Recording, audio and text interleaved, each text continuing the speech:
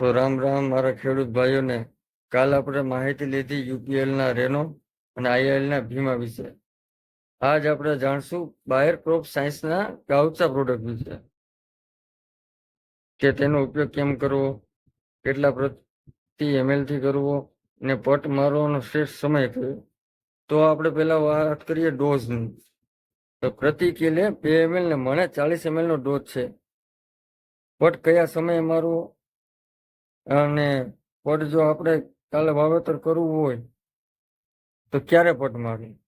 કાલ જો તમારે વાવેતર કરવું હોય આજે રાતે પ્રતિ 40 ml ના ડોઝથી મણથી તમે તેનો છંટકાવ કરીને વપરાશમાં લઈ શકો છો.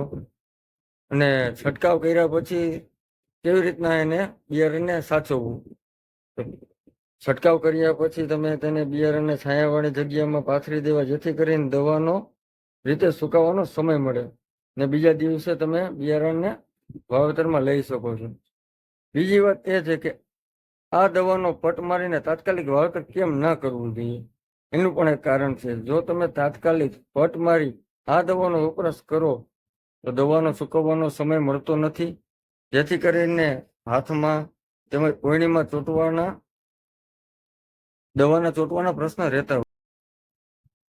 કોયણીમાં અને હાથમાં ચોંટવાથી અમુક દવાનો જથ્થો વેડફાઈ જતો હોય છે, જેથી કરીને આપને પૂરતું રિઝલ્ટ મળતું નથી. પટ મારવામાં મારા ખેડૂત ભાઈઓએ તકેદારી રાખવી. હવે આપણે જાણશું કે આ બાયરના ગાવચાનો પટ મારવાથી આપણને શું શું ફાયદા થશે. પહેલા તો એ છે કે આપણને જમીનજન્ય જીવાત જેમ કે મૂંડામાં રાહત રહેશે, તેમજ જમીનજન્ય ઝીણી મોટી જીવાતમાં આપણે રાહત રહેશે. આ દવાની અસર આપણે 40 થી માંડીને 42 દિવસ સુધી રહેશે, જેનાથી મૂળનો વિકાસ આપણે સારો જોવા મળે. આ બાયરના ગૌચા વિશે હવે કાલ આપણે જાણશું આવા જ નાના વિડીયોમાં PCT 410 CSP.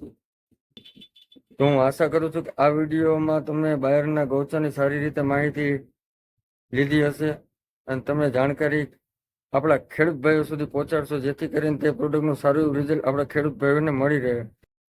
ફરી કાલ મળશું નાના એવા આવા જાણકારી ભર્યા વિડીયોમાં. આજ માટે બસ આટલું. રામ રામ, જય માતાજી.